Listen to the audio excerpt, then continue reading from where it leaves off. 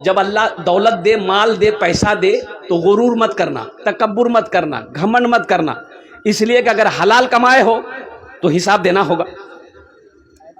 حساب دیتے ہوئے نا اللہ کو حساب، اگر حلال ہے تو حساب دینا ہوگا، اگر حرام ہے تو ٹھکیا کٹیا پسیا سب کھانا پڑے گا. تو اس میں غرور کی کیا بات ہے، اس میں تکبر کی کیا بات ہے بھائی؟ یہ آزمائش ہے. اللہ کا شکر ادا کرو. جب پیسہ دے اللہ، دولت دے، مال دے، جھک جاؤ، اللہ کے سامنے جھک جاؤ. اللہ کا قرآن کہتا ہے فمن زحزح عن النار وادخل الجنت فقد فاز. میرا اللہ کہتا ہے کامیاب وہی ہو گیا جو جہنم کی آگ سے بچا لیا گیا، جنت کے اندر میں داخل ہو گیا، وہ کامیاب ہو گیا. مسلمانوں، دولت جمع کر لینے سے آدمی کامیاب نہیں ہوتا.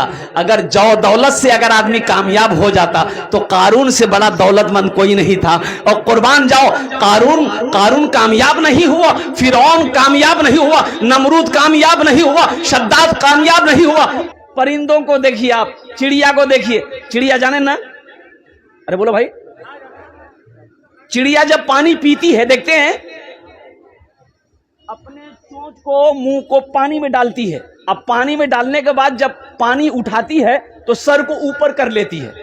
ارے دیکھیے کہ نہیں دیکھیے، سر کو اوپر اٹھا لیتی ہے، واللہ کا شکر ادا کرتی ہے کہ اللہ میں پیاسی تھی، یا اللہ تو نے پانی پلایا، الحمدللہ، اللہ تیرا شکر ہے.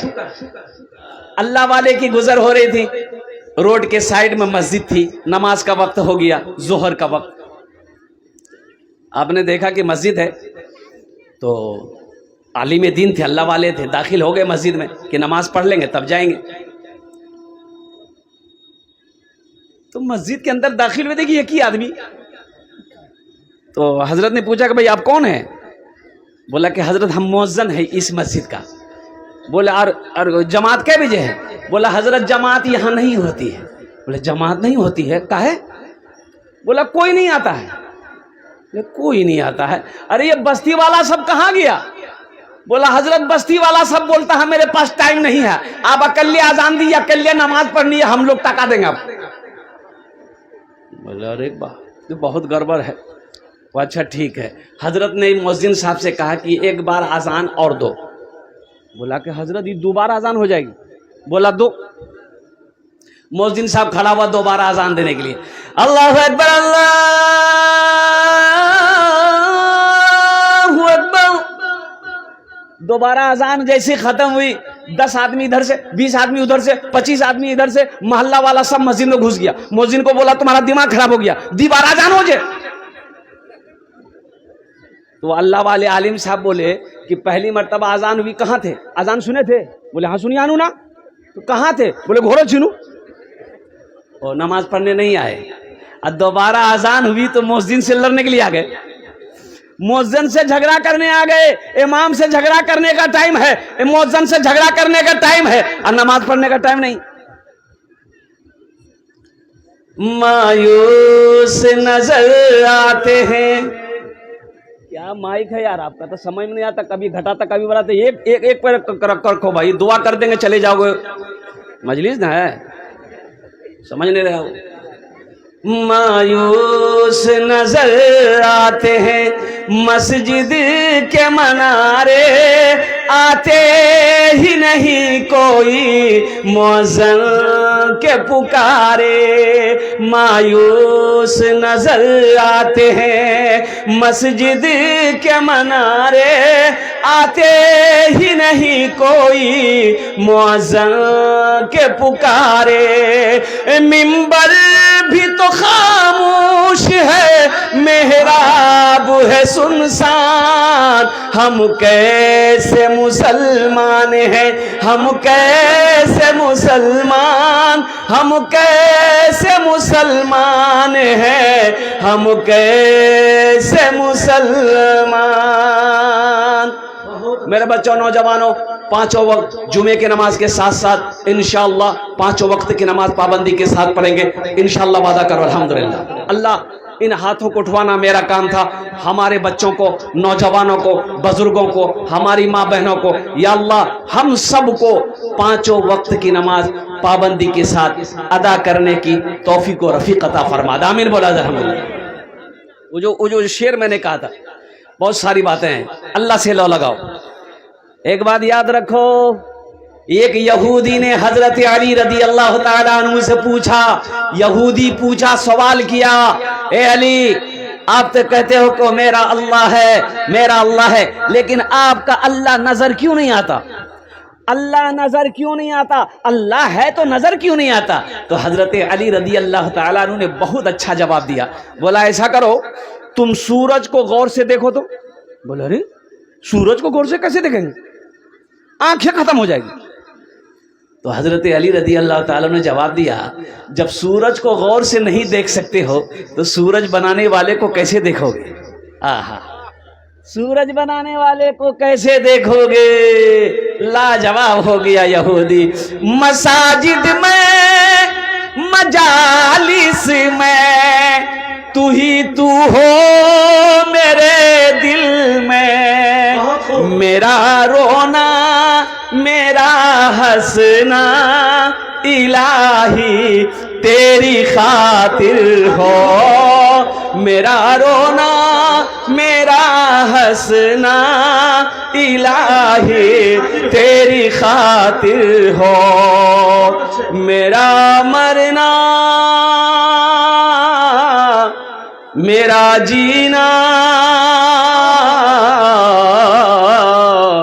الہی تیری خاطر ہو. آمین بولا تھا الحمدللہ.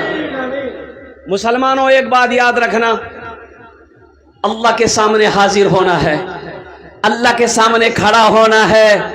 اللہ جوانی کے بارے میں سوال کرے گا, 5 سوال ہوں گے, اور اس میں ایک جوانی بھی ہے. جوانی کس کام میں گزارا؟ مال کے بارے میں 2 سوال ہوگا, پیسہ کے بارے میں 2 سوال ہوگا, ٹاکا کے بارے میں 2 سوال ہوگا, اور پہلا سوال میرا اللہ کرے گا, کہاں سے کمایا؟ حساب دو. کہاں سے کمایا؟ اللہ نے چونٹی کو 6 پیر دیا. چونٹی کو کیا پیر دیا؟ 6 پیر. اب بکری کو کیا پیر دیا؟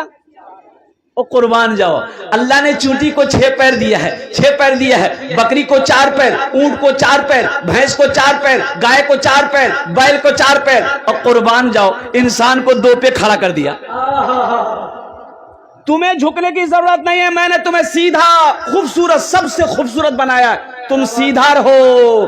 لیکن جب میرا وقت آ جائے اس وقت اپنی زبی کو, اپنی پیشانی کو میری بارگاہ میں جھکا دو, یہاں بھی عزت ملے وہاں بھی عزت ملے. میرا مشکل کشا تو ہے, میرا حاجت روا تو ہے, میرا مشکل کشا تو ہے, میرا حاجت روا تو ہے.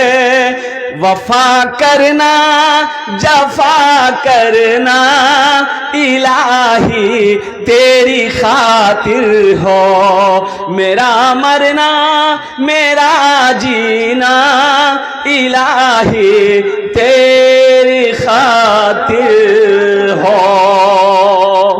ابھی کئی بچوں کی دستار بندی ہونی ہے. ناظم جلسہ ماشاءاللہ الحمدللہ, یہ عبدالحمید کی شنگنجوی, یہ ایسا ناظم ہے کہ جس جلسہ میں پہنچ جائے وہ جلسہ کامیاب ہے. لیکن ہے ناٹا, اس کے ناٹے پہ وجہ مت جائیے. حضرت عمر فاروق رضی اللہ تعالیٰ عنہ کی بارگاہ میں ایک ناٹا آدمی آیا. کیا بات ہے؟ بولا کہ امیر المومنین ایک آدمی ہم کو بہت پریشان کر رہا ہے, اس کی شکایت لے کر ہم آئے ہیں. تو حضرت عمر فاروق رضی اللہ تعالیٰ عنہ دیکھا اور انہوں نے کہا کہ تم تو ناٹا ہو, تم کو کون پریشان کرے گا؟ تو آدمی بولا کہ جو ہم کو پریشان کر رہا ہے وہ ہم سے بھی ناٹا ہے. بولا ہاں تب تک ٹھیک, اس کو بلاؤ. اللہ اس بچے کی عمر میں برکت دے, بہت اچھی نظامت کرتا ہے. میں یہ کہہ رہا تھا دستار بندی ہونی ہے الحمدللہ. اچھا یہاں بہت سارے جتنے لوگ بیٹھے ہیں میرا نوجوان طبقہ الحمدللہ سب پڑھا لکھا ہے. ایک بات بتاؤ, کسی کا بیٹا وکیل بنا ہو, انجینئر بنا ہو, ڈاکٹر بنا ہو, ماسٹر بنا ہو, وکیل بنا ہو, اس کا باپ جلسہ سجایا ہو اور وکیل صاحب کے سر پہ پگڑی باندھا ہو, دیکھیں. ارے بولو نا بھائی, بولیے, آپ لوگ تو بول ہی نہیں رہے. نہیں, ڈاکٹر صاحب کے سر پہ, چھوٹا بابو کے سر پہ, بڑا بابو کا ہے. بھائی پڑھا تو وہ بھی ہے, دلی میں پڑھا, پنجاب میں پڑھا, لندن میں پڑھا, اور قربان جاؤ اتنی ڈگریاں لے کر آیا, آخر اس پہ سر پہ پگڑی نہیں. اور قربان جاؤ یہ مدرسے کے اندر میں 4 سال 5 سال یہ بچہ پڑھا ہے, حافظ قرآن ہو گیا ہے, ہزاروں لوگوں کو بلایا گیا ہے, مفتی صاحب نے جلسہ سجایا, اور موقر عالم دین اللہ والے کے ہاتھوں سے ان کے سر پہ پگڑی باندھ دی جائے گی. آخر کوئی تو بات ہے. ارے بولو بھائی, کوئی تو بات ہے نا, کچھ نہ کچھ تو ہے جی, کچھ نہ کچھ تو وجہ ہے. وہ ڈاکٹر بنا 15 سال, انجینئر بنا 10 سال, اور قربان جاؤ اس کے سر پہ پگڑی نہیں. 4 سال 5 سال 10 سال یہ مدرسے میں پڑھا, اس کے سر پہ پگڑی. آخر اس کی وجہ کیا ہے؟ اس کی وجہ یہی ہے. میں نے کسی اللہ والے سے پوچھا, اے اللہ والے اس کی بات بتا دیئے, آخر اس کی وجہ کیا ہے؟ تعلیم حاصل وہ بھی کیا ہے, ایجوکیشن حاصل وہ بھی کیا ہے, اور قربان جائیے یہ بچہ مدرسے میں پڑھا, وہ کالج میں پڑھا, وہ یونیورسٹی میں پڑھا, آخر اس کے سر پہ پگڑی نہیں. اس کے سر پہ پگڑی کیوں ہے؟ تو اللہ والے نے جواب دیا کہ سنو, قرآن کہتا ہے جو ہم سے جڑ گیا, جو ہم سے جڑ گیا, جو ہم سے لگ گیا, جو ہم سے محبت کر لیا, جو مجھے اپنے سینے میں بسا لیا, پھر اللہ اس کو زمین سے اٹھاتا ہے, آسمان کی بلندی پہ پہنچا دیتا ہے. اللہ عزت دیتا ہے قرآن کی نسبت سے, قرآن کی نسبت سے اللہ عزت دیتا ہے. اس لیے مسلمانوں, میرے بچوں, نوجوانوں, الحمدللہ ڈاکٹر بنو, انجینئر بنو, پروفیسر بنو, کچھ بھی بنو, لیکن سب سے پہلے اپنے بچے کو اللہ کا قرآن پڑھاؤ.